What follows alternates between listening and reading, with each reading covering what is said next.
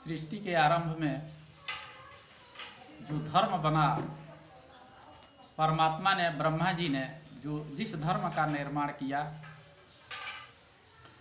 वह सनातन धर्म है, जिसको हम हिंदू धर्म कहते हैं। बंधुओं, प्राचीन काल में इसका नाम आर्य था, वर्तमान में हिंदू है।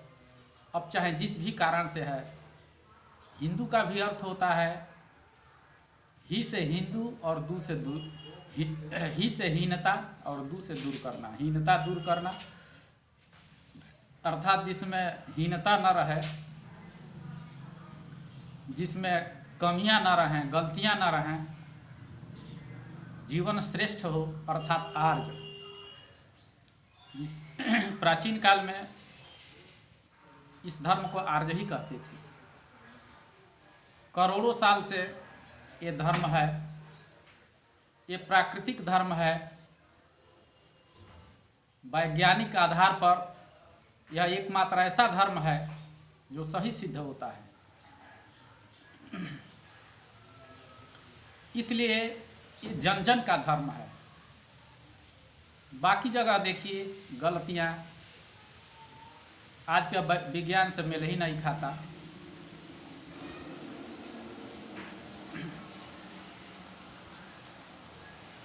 लेकिन इस कलयुग में इस धर्म को लोप करने के लिए, अथवा यूँ कह सकते हैं कि इस धर्म को के सही बातों को जो समझे नहीं,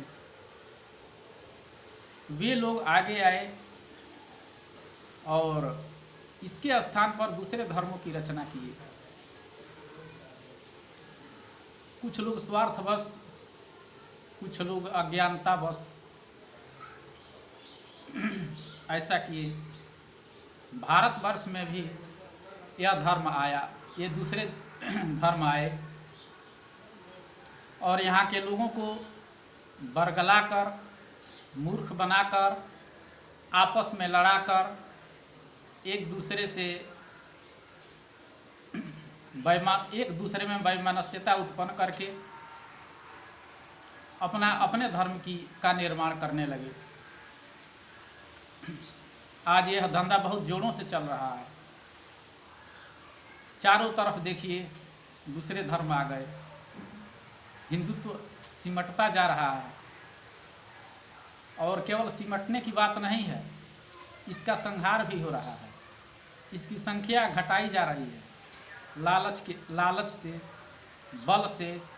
और जो लोग अज्ञानी हैं, धर्म का ज्ञान, वेदों का ज्ञान, गीता का ज्ञान जिनके पास नहीं है,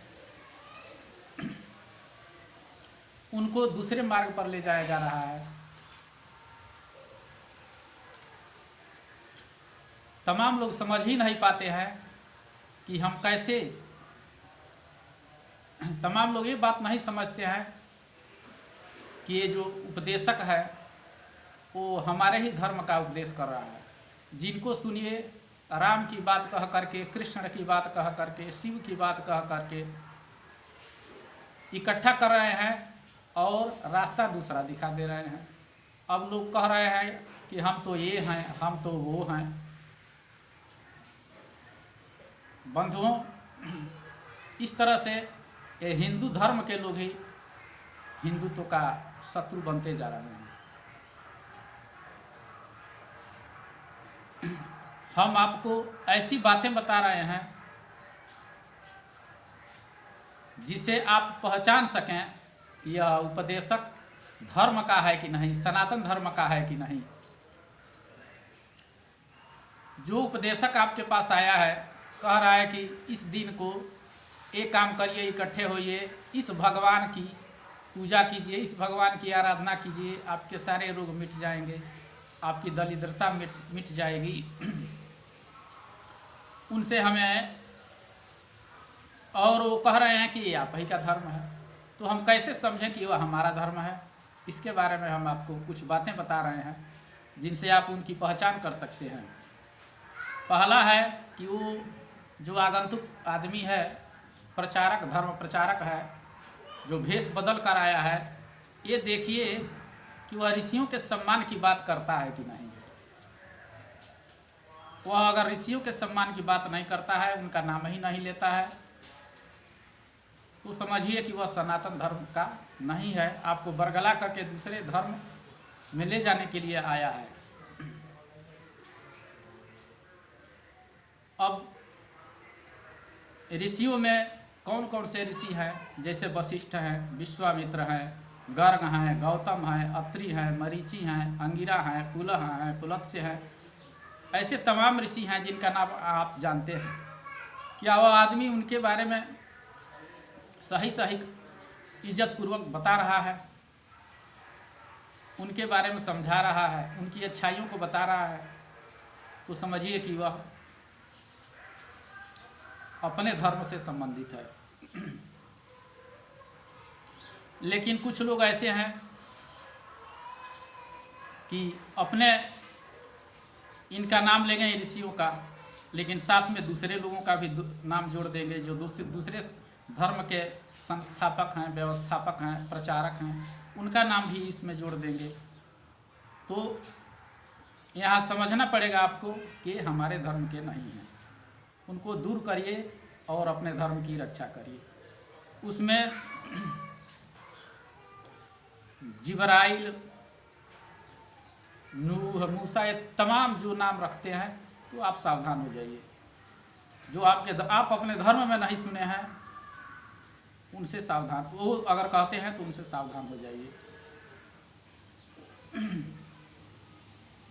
जैसे हमने एक बार प्रवचन सुन रहा था टीवी पर मुरारी बापू का, वो कह रहे थे गा करके कि धम्मम शरणम गच्छामि, बुद्धम शरणम गच्छामि। ये वेद वाक्य है, इसे कंठस्थ कर लीजिए, याद कर लीजिए, तभी हम समझ गए ये बरगलाने वाले हैं, जैसा कि आज आपके सामने आया है। और उनका प्रवचन सुनना करीब करीब बंद कर दिए। तो ऐसे लोगों से सावधान रहना है। ये तो धर्म के हैं, लेकिन दूसरे धर्म के लोग भी ऐसे ही कुप्रचार करते हैं, उनसे सावधान रहिए। दूसरा है वेद। वेद ही हिंदुत्व का आधार है। ये उन लोगों से सुनिए कि वे वेद की बात करते हैं कि नहीं, वेद के इज्जत की बात करते हैं कि नहीं, वेद पढ़ाया जाए, वेद की बातें लोगों को बताई जाए, इसके बारे में बात करते हैं कि नहीं, वेद के बारे में उनके हृदय में सम्मान है कि नहीं। अगर वो कहते हैं कि वेद के साथ ये भी सत्य है और वेद के साथ वो भी सत्य है, तो वो गलत है, वो सही नहीं है। क्योंकि जितने धर्म इस पृथ्वी पर हैं, सारे धर्म मिलकर सनातन धर्म को खाते हैं, और वो जितने धर्म हैं आपस में एक दूसरे को खाते हैं। कोई धर्म किसी का सहायक नहीं है, सबके हित की बात करता है, तो ये सनातन धर्म करता है। वो आपको नष्ट करने की बात करते हैं, आपको काटने की बात करते हैं। इसलिए जो है हमें सावधान रहना है। जो ऋषियों के सम्मान की बात करे, वेदों के सम्मान की बात करे, वेदों के प्रचार की बात करे, धार्मिक शिक्षा की बात करे, वो समझे कि वो असली है। बंधुओं,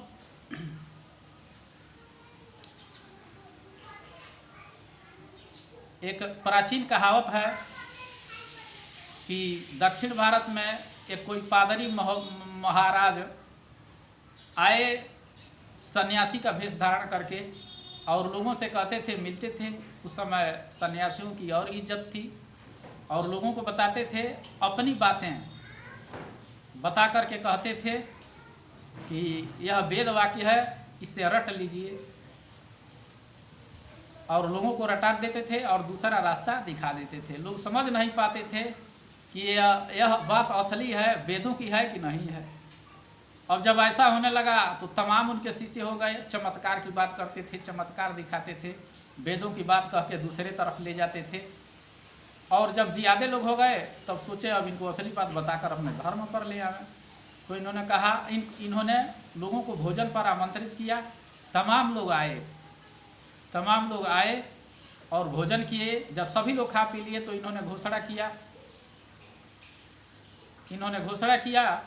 कि हम ईसाई हैं। अब सब लोग चक्कर में पड़ गए कि हम लोग भी ईसाई के हाथ का खा लिए, अब ईसाई हो गए और उनकी संख्या बढ़ गई।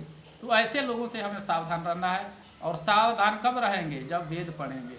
बंधुओं, हर हिंदू का कर्तव्य है कि इन वेदों का अध्ययन करे, गीता और वाल्मीकि रामायण का अध्ययन करे, महाभारत का अध्ययन करें, उनके बारे में जाने। अगर जानेंगे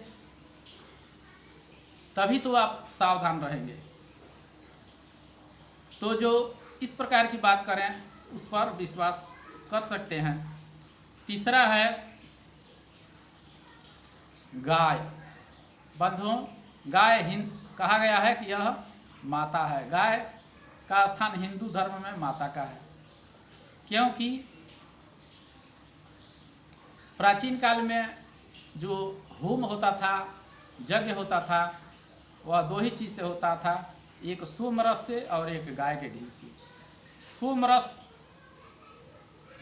के बारे में तमाम भ्रांतियाँ लोग फैला रहे हैं। जो हिंदुओं के शत्रु हैं, हिंदुत्व को नष्ट करना चाहते हैं, ऐसा फैला रहे हैं कि यह सोमरस मदिरा है, यह सोमरस ताड़ी है।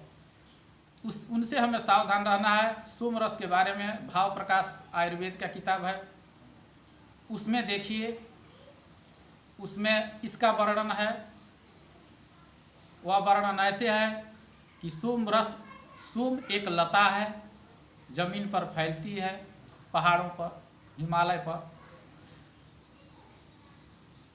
और जब शुक्ल पक्ष आता है तो उसके पत्ते निकलते हैं।